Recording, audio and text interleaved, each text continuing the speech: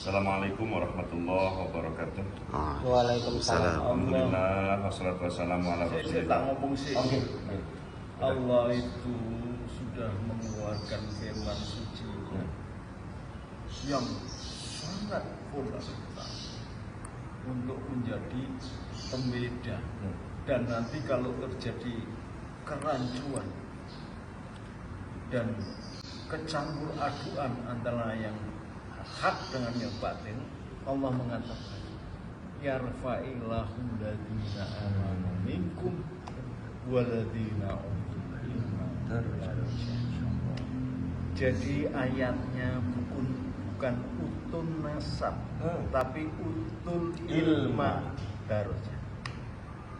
Oleh sebab itu Rasulullah ketika ditanya oleh para sahabat, ya Rasulullah, ajarkan aku tentang ilmu nasab. Gusti Kanjeng Rasul itu cuman melengos. Untuk apa? Itu tidak berguna. Karena apa?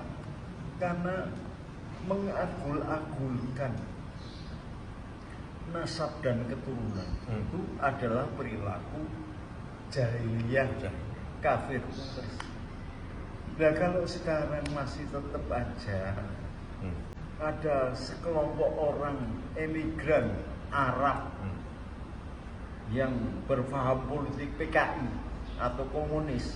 Jadi seluruh Arab itu ideologinya adalah komunis. Jadi maka saya katakan FPI, HTI itu PKI Arab. Apalagi orang yang berasal dari Yaman yang sudah mencoba dari awal menghancurkan Ka'bah kita sebagai lambang kiblat suci kita, melewati sejarah yang sangat tercatat penghancuran Ka'bah oleh Raja Abraha yang kemudian turunlah surat Fil. Yang kedua,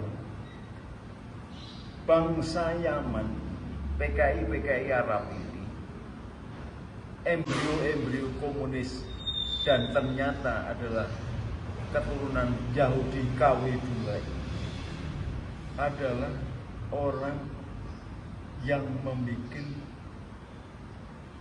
Ka'bah palsu. Artinya apa? Lawang Ka'bah aja dipalsukan, apalagi keturunan, apalagi kitab, apalagi sejarah. Dia akan memasukkan segalanya. Sampai kemudian Dono Kasino kalau kita masih ingat, menunjukkan barang dengan harga yang murah, dijamin tidak luntur. Orang beli, setelah beli protes, loh kok luntur? Kalau bahasa Arab itu luntur tidak dijamin, bukan dijamin tidak luntur. Nah ini kan kacau. Kalau kita kemudian menjadikan orang bohong, orang yang munafik, tukang tipu, sering mendolimi dan meninggikan nasab, menjadi bagian dari syiar keagamaan kita. Kita membiarkan, kita berhusnudon setelah terbukti bahwa itu tidak benar. Maka orang yang berhusnudon terhadap nasab khabith dengan alasan nanti begini ini, itu kafir. Bahaya ini. Karena berarti dia tidak menghormati leluhurnya sendiri. Leluhur kita itu Wali Songo. Dari mulai Syekh Jamal Al-Kubro, Syekh Samarqandi punya adik saya menjago. Syekh Samarqandi punya anak namanya Syekh Maulana Iska, Syekh Ali Murtado, kemudian Sunan Ampel, Raden Rahmat. Raden Rahmat mempunyai anak Sunan Bonang, Sunan Derajat. Kemudian Maulana Iska punya anak Sunan Giri, Joko Samudro, Raden Paku, sampai kepada Sunan Gesai. Kemudian kakaknya yang dinikah oleh Brawijaya melahirkan Raden Fatah menjadi raja pertama pada abad ke-14. Dia bergelar Pangeran Jimbun, nama aslinya Tan Ingwat, anak-anaknya Tan Alok Dara Petak, dan bibinya namanya Tan Aling. Tan Aling yang kemudian melahirkan Syekh Abdul Qadir min Cina. Syekh Abdul Qadir dari Cina. Kalau ini kita tidak hargai, lalu kemudian lebih menghargai nasab-nasab bodong yang tidak, atau malah Kiai Imat itu mengatakan mustahil, bukan hanya sekedar mengkutek, mustahil menyambung ke Rasulullah. Itu namanya orang-orang yang keras kepala, goblok, dan tidak mengerti, setelah tidak mau meneliti. Kalau mau meneliti masih untung, kalau tidak bisa meneliti karena tidak ngerti sistematikanya, adopsi dong ahli-ahli, ulama-ulama muda yang sudah kangelan meneliti kebenaran nasab itu. Jangan kemudian membiarkan sendiri. Itu benar, itu yang dikatakan adik-adik LSI itu. Soal KB, Kisah Mahfud aja memelopori Basul Masail, akhirnya beliau menjadi Rois Am PBN. Soal bank, diadakan Basul Masail. Forecast SDSB dulu. SDSB, forecast, macam-macam persoalan. Ini menunjukkan kepedulian PBNU sesuai dengan namanya Nahdlatul Ulama, kebangkitan ulama.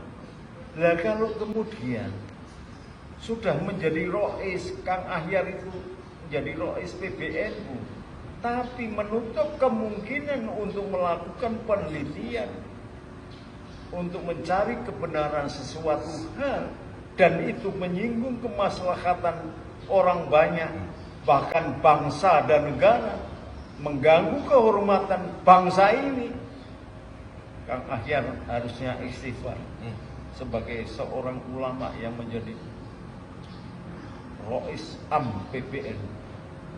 Namanya Rois Am itu harus memiliki daya kritis, kepedulian, bersifat ngomong, tidak kemudian memihak salah satu. Barangkali Kang Ahyar ini punya mantu atau punya kenalan atau punya sahabat Pak Alawi, ya monggo. Tetapi masalah hukum ini harus dijelaskan kebenarannya. Jangan dibiarkan goyak-bayik tidak adil. Berbahaya ketika Kang Ahyar nanti meninggal, siapa yang bertanggung jawab? Kalau kemudian terjadi perpecahan beberapa pihak karena masing-masing mengikuti hujah yang diyakininya. Untuk apa kemudian PBNU ini didirikan kecuali untuk mempersatukan umat dari segala golongan? Bahkan Ansornya sendiri aja mengatakan akan melindungi segenap tanah tumpah darah rakyat Indonesia, tidak membedakan golongan, agama, ras, suku, dan sebagainya. Tapi akhir-akhir ini Banser ini sudah mulai kehilangan kiblat. Masuk angin. Sama saudaranya sendiri berantem. Giliran sama FPI sama HTI nggak berani. Gimana ini? Nggak seperti saya ketika memimpin Banser dulu. Lawannya lebih berat. Tetapi musyawarah. Nah, tradisi NU itu musyawarah. Jangan sampai kemudian kita dipecah belah oleh orang yang nggak jelas gini, gara-gara pemimpinnya di tingkat pusat nggak jelas pula mengambil keputusan, tidak berani tegas, nggak bisa keputusan abu-abu, nggak bisa A atau B, putih atau hitam. Sebagai catatan boleh, karena memilih A kemudian catatannya ini, ada batas-batas tapi jangan kayak begini, kemunduran sekali kepengurusan PBNU ini. Sama sekali saya belum melihat kiprahnya. Lain dengan pengurusan Kang Said, Kang Hasyim Muzadi, apalagi Gus Dur. Apalagi kalau dibandingkan dengan Idham Khalid, Kiai Sepuh yang luar biasa itu. Marilah, udahlah yang sudah-sudah. Allah itu dengan mudah memberi maaf. Wasyari'u ila maghfiratin min rabbikum wa jannah. Ya, jadi rekan-rekan saya yang sekarang kebetulan memegang jabatan di PPN, udah tua kita ini, sebentar lagi nanti cobalah seperti sajaknya Khairul Anam, berbuat sesuatu yang berarti, setelah itu baru mati. Assalamualaikum warahmatullahi wabarakatuh. Waalaikumsalam warahmatullahi wabarakatuh.